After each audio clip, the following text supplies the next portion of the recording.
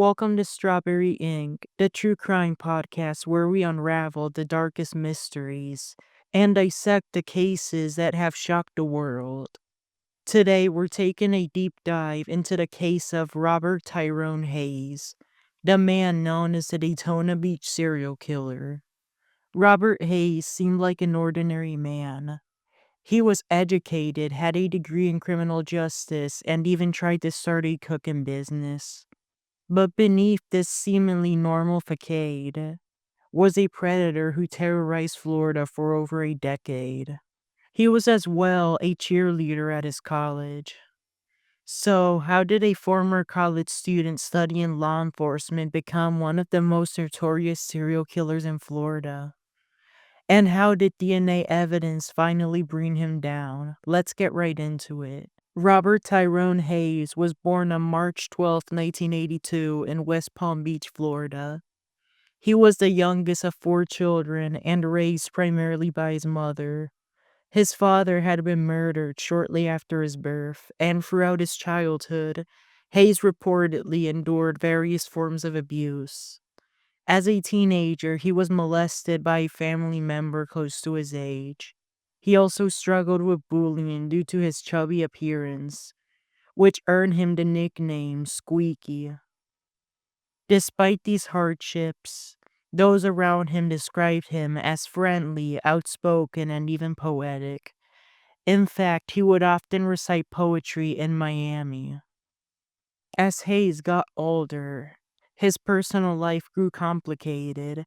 Friends noted that he was highly active sexually, attending sex parties, and even inviting a family member to one. His relationships were unstable, and despite having a girlfriend in the 2000s and fathering a child, there were deeper, darker aspects to his life that no one around him fully understood.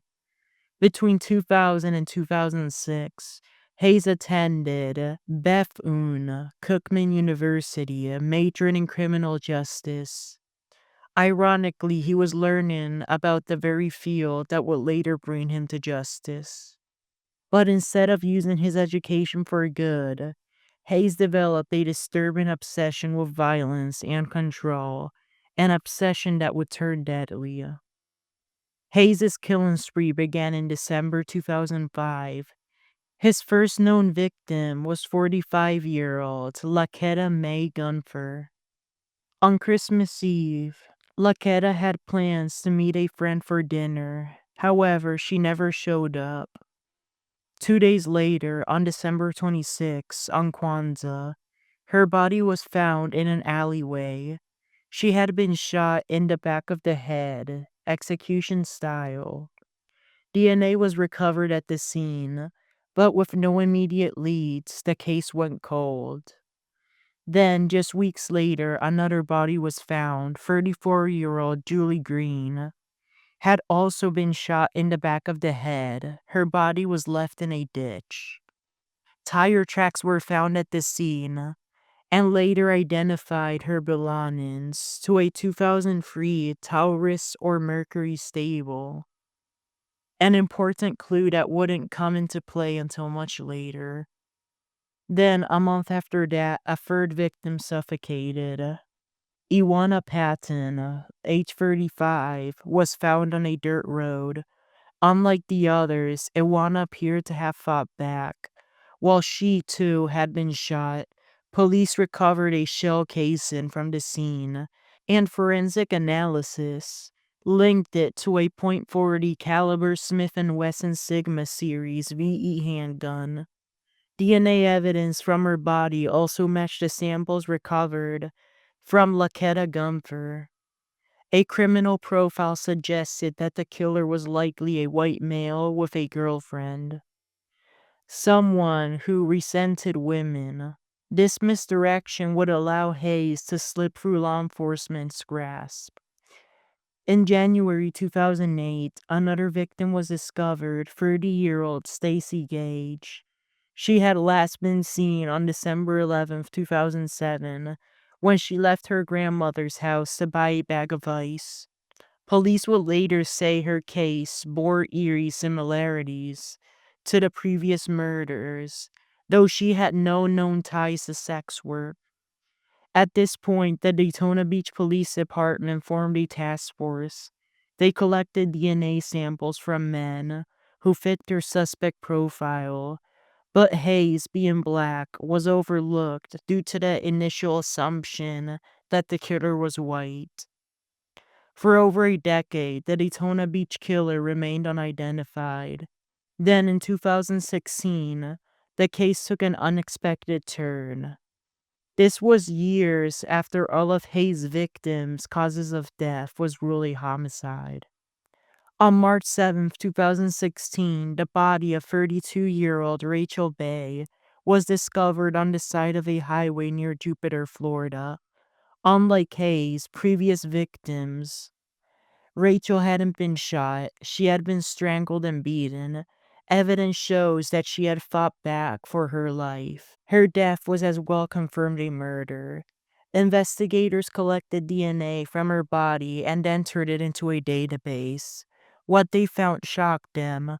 Her killer's DNA matched the Daytona Beach murders. The police now had physical evidence tying an unknown suspect to multiple homicides across different cities. Authorities turned to forensic genealogy, a technique that had recently gained national attention. By searching for a genetic database used to find long lost relatives, they finally got a match: Robert Hayes. Undercover officers placed Hayes under surveillance. They followed him, waiting for the perfect moment to collect an abandoned DNA sample. That moment came when he discarded a cigarette butt. Lab results confirmed what detectives had long suspected. They had their killer. On September 15, 2019, these undercover officers randomly approached Robert Hayes outside of his West Palm Beach home. They arrested him and took him to the West Palm Beach police station, where he was informed that he was being tied to a murder investigation. Initially charged with the murder of Rachel Bay, he was later indicted on 3 counts of first-degree murder for the Daytona Beach slayings. During his first court appearance, Hayes stood before Magistrate Judge Caroline Shefford. He was ordered to be held without bail. Prosecutors, led by R.J. Larissa, sought the death penalty. Hayes' trial began on February 11, 2022 in Volusia County. He was transported there without an extradition, with Judge Raul Zambrano presiding. The evidence was overwhelming. DNA, ballistics, and witness testimony all pointed to one man. On February 22, 2022, the jury found Hayes guilty of the murders of Laquetta Gumford, Julie Green, and Iwana Patton. But when it came time for sentencing, they declined to recommend the death penalty.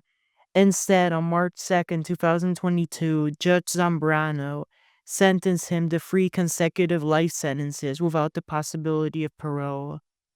As of now, Hayes is awaiting trial for the separate case for the murder of Rachel Bay.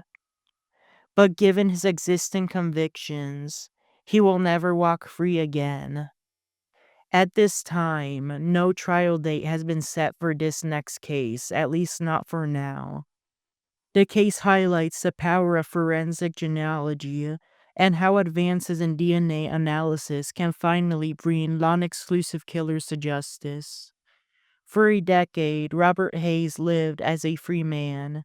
He attended college, pursued business ventures, and built a life, while families of his victims were left searching for answers.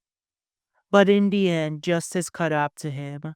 Throughout his legal proceedings, he had been represented by defense attorney Chris Anderson, who continues to represent him as he prepares for his next murder trial.